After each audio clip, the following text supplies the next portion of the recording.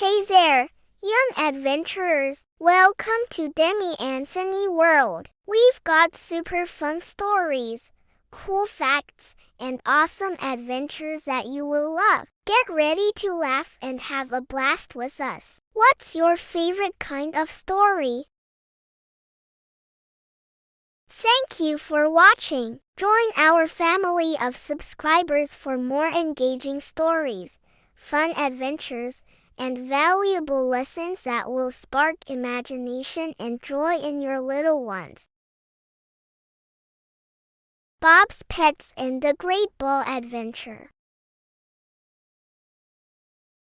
Bob was not just any boy. Oh no, Bob was a proud owner of the most extraordinary pets in the whole world. Why extraordinary? Because Bob's pets could do things that would make your jaw drop, your eyes pop, and your giggles go on for 3 whole minutes without stopping. Bob lived in a cozy little yellow house with a blue roof, and inside that house lived his 4 amazing pets. Daisy the dog who loved to play fetch more than she loved biscuits, and trust me, she really loved biscuits. Daisy had a shiny red ball that she treated like treasure. She carried it everywhere, sometimes even to bed. Cleo the cat who thought she was a queen. She didn't just walk into a room, she glided in, with her head high, as though she was about to make a royal speech.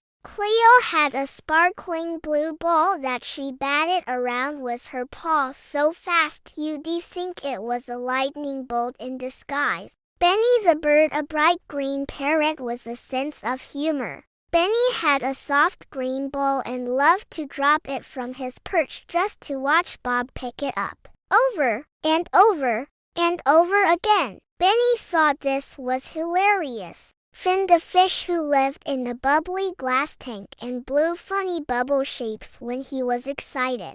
Poor Finn didn't have a ball, but he didn't mind.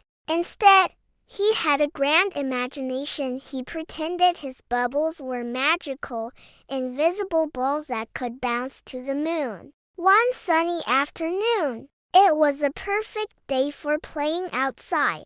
The sky was so blue it looked like someone had spilled a giant bucket of paint on it. And the clouds were so fluffy they looked like marshmallows drifting lazily in the breeze. Bob decided, it's a perfect day for a ball party. So, out they all went into the garden. Daisy chased her red ball in giant circles, barking happily. Cleo swished her tail and rolled her blue ball under the bushes, then pounced on it like a jungle tiger. Benny tossed his green ball in the air, squawked, "Catch me if you can," and laughed when no one could. But Finn, oh, poor Finn! He swam in his bowl, watching from the garden table. "If only I had a ball," he sighed, blowing a sad little bubble that went pop.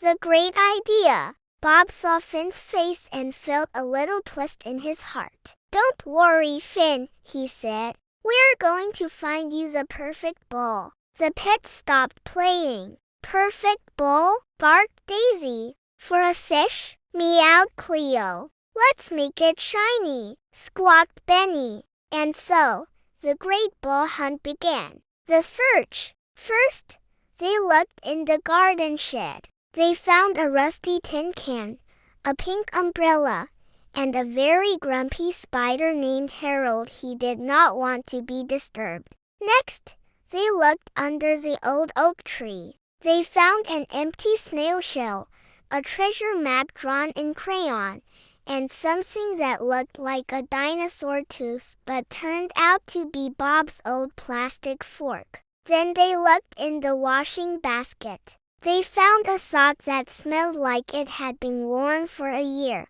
a tiny hat that didn't fit anyone, and a tennis ball. Except it was covered in mud and squished flat like a pancake. Nothing seemed quite right for Finn. Finn's new ball. Finally, Benny flew high into the air and spotted something shiny by the pond. It was small, round, and glowing in the sunlight. It looked like a pearl. When Bob picked it up, they all realized it was a beautiful marble. It was perfect, small enough for Finn, smooth enough not to hurt him, and bright enough to sparkle like treasure in the water. When Bob dropped it into Finn's tank, Finn's eyes went as wide as saucers. Blub, blub, blub. He bubbled excitedly, darting around his brand new ball. The marble rolled along the bottom of the tank, and Finn chased it like he'd been waiting for this moment all his fishy life.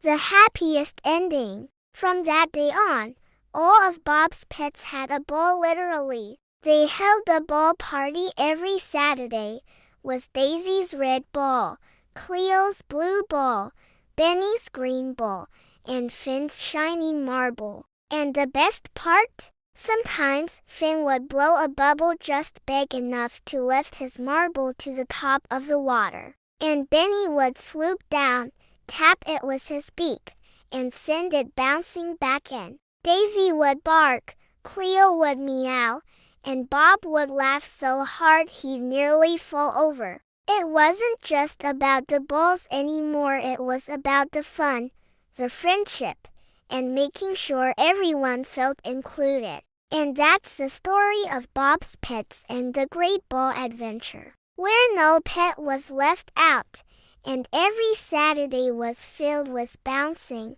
rolling, splashing, and laughing. Thank you for watching. Join our family of subscribers